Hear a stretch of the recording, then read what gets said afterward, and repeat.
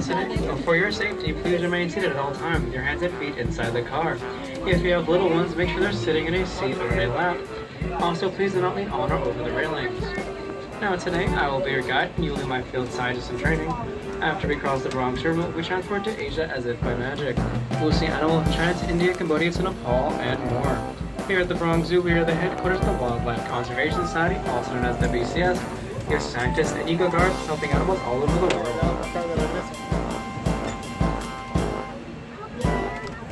We have now traveled over 7,000 miles and arrived in Asia.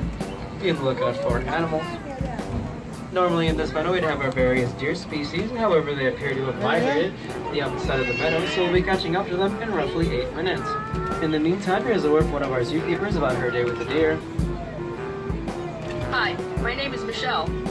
I'm part of the Wild Asia Keeper team. We call this area Kanha Meadow, where we care for about 40 Barasingha deer, 15 axis deer, 10 black buck, and a pair of muntjac. We start our day by checking on all the animals, making sure they are healthy, behaving normally, and safe. Sometimes, fawns and calves are born overnight. Newborns are given a neonatal exam, which includes weighing, vaccination, and tagging for identification purposes.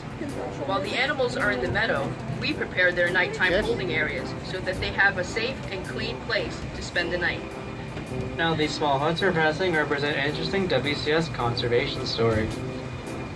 Farmers in Indonesia live closely with wild animals, like elephants, which we will see shortly. WCS field staff worked with local leaders and farmers in Indonesia to come up with the Crop Protection Unit. This unit created many different ways for farming to continue in close proximity of wild animals. One strategy was to soak ropes in chili powder and place them around the crops. Elephants do not like chili and leave the farms alone, allowing the farmer and the animals to share the habitat peacefully.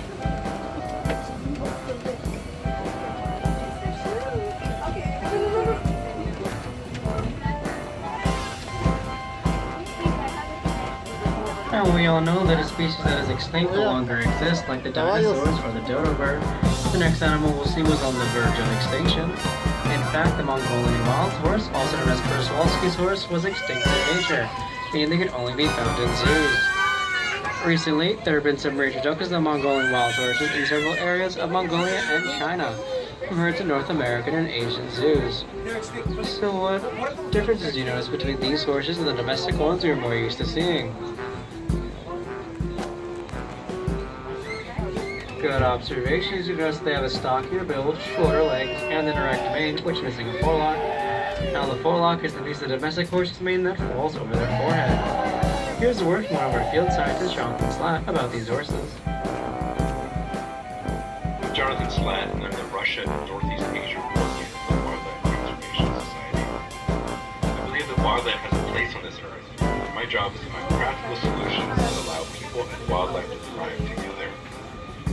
Przewalski's horse went extinct in the wild in the 1960s. On a recent trip to Kazakhstan, I thought about the ongoing and successful efforts in that country to bring these horses back to the Central Asian steppe. The world needs happy stories, to watch the impossible become possible, and to see hope restored. That's what's happening today with Przewalski's horse. We received our first horses in 1902. To date, we've had over 50 foals born right here at the Bronx Zoo. And as you can see, we give them plenty of room to roam around, as this is all the horse exhibit.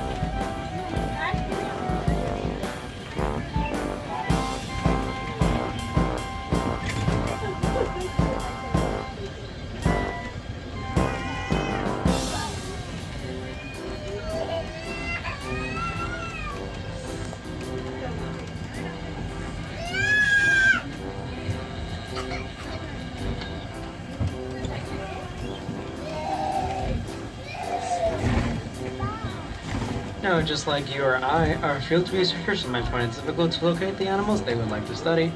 Let me give you some clues for locating our next animals.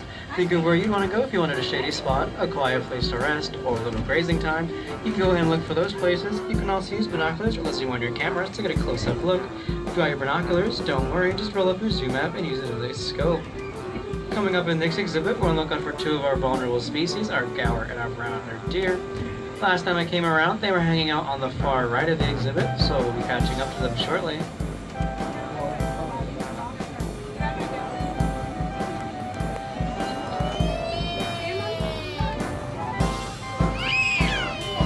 Look way towards the back far right of the exhibit, those large animals with the horns. Those are the gaur. You don't even need binoculars to get a good look at a gaur. They are the largest wild cattle in the world. Males can weigh over 2,000 pounds as well as a small car. They stand up to 6 feet tall and are 10 feet long. With their large size and impressive horns, a male gaur can fight up just about anything. They can even fight off tigers. What threatens these huge animals is the loss of their Asian habitat as well as diseases they can catch from domestic cattle. The deer you see to the right of them are the brown antlered deer. The brown antlered deer get their name from the curved shape of the male deer's antlers. However, you will not be getting a look at those antlers as we have an all-female group.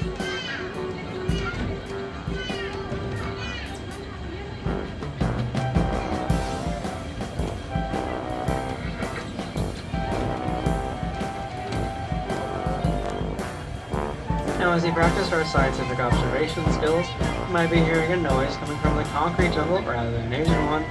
It's easy to forget that the Bronx Zoo is in the heart of an urban environment. The noise you may hear behind you now is traffic on the Bronx River Parkway.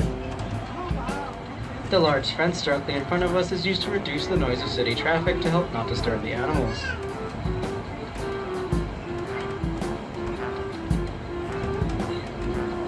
Now, as we clear the fence line into our next exhibit, we're going to be on the lookout for our tiger. I ask again that everyone please remain seated while we look for our tiger. Tiger traps have had excellent camouflage, so they're often difficult to spot. They are so secretive that even professional researchers will find them sometimes. Now, when the wild tigers are solitary and live alone, so we only show one display at a time in this exhibit.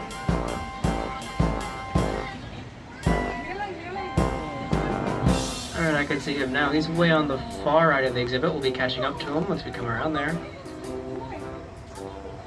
Here with us today we have our 7-year-old male Siberian tiger, Anakin.